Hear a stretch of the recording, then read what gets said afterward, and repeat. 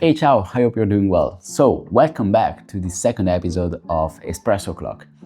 In case you're new here, hi, my name is Alex. I'm a photographer, filmmaker, content creator, coffee lover, and this series is all about photography and coffee. Sometimes in a related way, sometimes I just hang out, making coffee and chatting with you. But today is a special episode because I will talk about something that is really connected between photography and coffee. But first, let me say something. When I started doing photography ever, like hobby, I didn't know anything about photographers, about styles, whatever. And I probably knew one photographer, that was Steve McCurry, but yeah. Anyway, there is one photographer that I've been introduced to by my wife, and I will be always grateful to her because this photographer shaped the way I see photography, how I see the world, and how I dream to work in the future. And this photographer is Sebastião Salgado. I really love him for many reasons, because of course his work in the humanitarian world, all the research, all the projects that they have done about nature, about people, and of course his career. It motivated me a lot when I started doing photography full time, because he started doing photography later after working in another economistic field. So I always loved him, and over time I collected many photo books. I mean, I have a real addiction collecting coffee table books, magazines, anything that is printed that I can see photos on paper. So of course I collected some Salgado books as well. But there was one book, one project that he worked on that I never knew about it until a few months ago when I was randomly searching something about coffee, especially related to the documentary part of coffee. And I discovered randomly that Salgado worked on a project about coffee. And today, yeah, of course, I want to talk about this book here. But first, of course, I really need good coffee.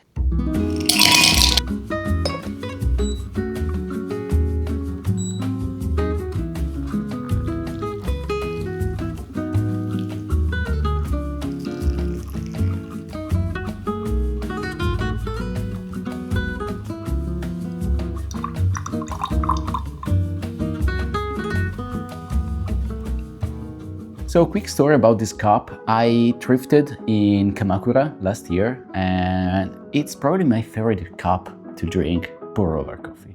It's really good, especially the Japanese one.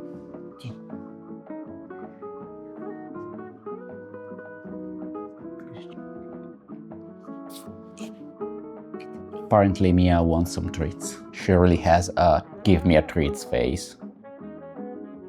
Okay, so it's time to talk about the book because it's really interesting, and the story behind it, it's even more powerful. Salgado never liked coffee, but coffee has been part of his life since he was a kid. His father, alongside with a crisis happening in the 30s in Brazil, has to quit his job as a pharmacist to move to a remote area and start working in the coffee field. Here he began working by hauling coffee from his region by mule cart, walking 15 days for 210 kilometers or 130 miles more or less. I mean, if you think about it, it's crazy that he was walking so much just to move coffee beans to the port, so it was possible to export coffee beans all around the world. Over time, of course, his father managed to buy a farm and a mill, and he started grinding coffee and rice. Then Salgado born, and since he was the only male alongside with a lot of sisters, he was helping his father to work in the fields. So as you can tell, coffee was part of his life since he was a kid. But at the same time, coffee has been part of his life after he moved out from Brazil. Because before being a photographer, Salgado worked as an economist for the International Coffee Organization in London. And here he had the chance to travel to remote areas like Rwanda, Burundi, Congo, Uruguay, Paraguay, Bolivia, and Uganda, of course. And here, thanks to his wife, camera, he started taking photos. And in the 73, I think, he quit his job to become a photographer.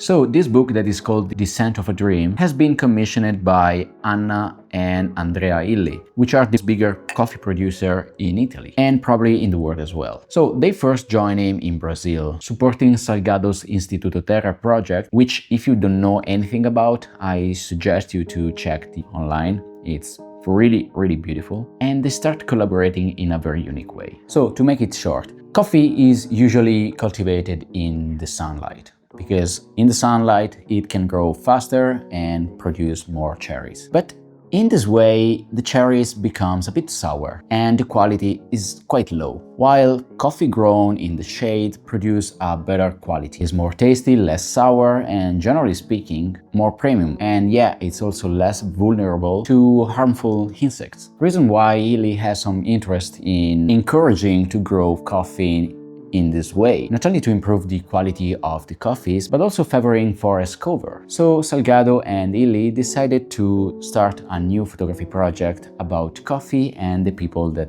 works around these fields. Salgado started working on this project in the Manahu area, I hope I spell it right, where his father was working and where 12 years later documented a caravan of mule going uphill to transport coffee. And probably there he realized that he was basically following his father's path. In this book, Salgado documented the biggest coffee sites in the world, documenting the people that are behind the coffee. In the book, he referenced to the idea that millions of people drink coffee, but just few of them actually think about where it comes from. The reason why Salgado's eye looked towards people, following them along their routines, and despite he noticed cultural differences between those people, of course, the work is the same, because there are just two types of coffee cherries, Arabica and Robusta, and yet today most of the work is done by hand. And I think this is quite interesting, because if you think that he documented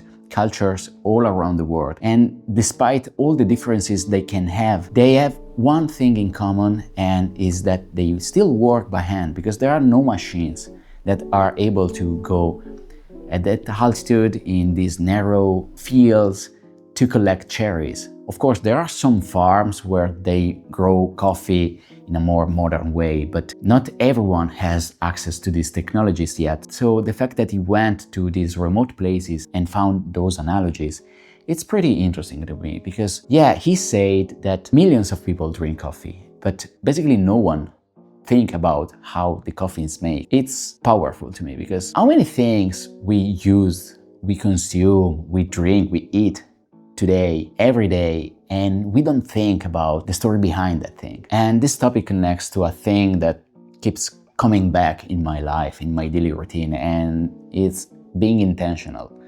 Whatever I'm doing, I try to be as intentional as possible. And researching and knowing where the coffee comes from, for me, is something powerful, because, I mean, I love drinking coffee. I love tasting notes of flavor in each cup of coffee that I do. I love to buy different bags from different resellers, and each of them try as much as they can to inform you where the coffee comes from, what's the technique behind the coffee, whether it's washed or dry in the sun, and why it has some notes. So knowing that there is a story behind this cup of coffee, for me, it's super important. So every single time I do coffee, I don't only spend time to make it properly, because I want to enhance the flavor of the coffee, but I also think about the people that are behind this coffee.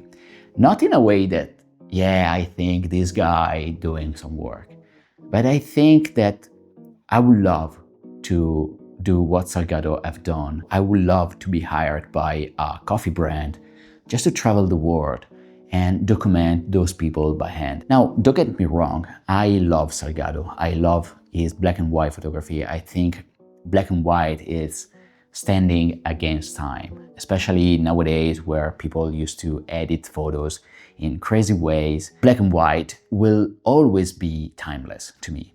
But there is one thing that I miss in this book, and are the colors. Because you see, coffee cherries are red, and this color is missing a lot in this book. I think the red of this cherry is very intense, and Salgado itself mentioned about the difference in the aspect of those people working worldwide.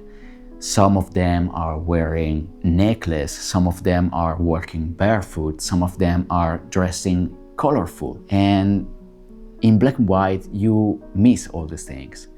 So I love this book, but at the same time, I would love to do the same job, to document the same people, the same culture, the same activities on film in colors, just to give a little bit of extra information to this story. Of course, this is one of my biggest dreams about photography and coffee, and I won't wait to be hired by a brand just to travel abroad and do this job. I will try in the future, don't know yet when, but I will try to travel to remote places just to try to document it by myself. It's not easy, it's very somehow scary, I have to say, because you have to travel to a place and rely on people you never met before just to document. And I don't know, it's fascinating. So I will try to do that. If you have recommendations, if you have links to connect me with, I'll be happy to know more about that. So if you want to leave some tips in the comments below, that would be super helpful. And yeah, anyway, I hope this episode was somehow interesting to you. Now I will finish my coffee and I will catch you up in the next video. So see you soon.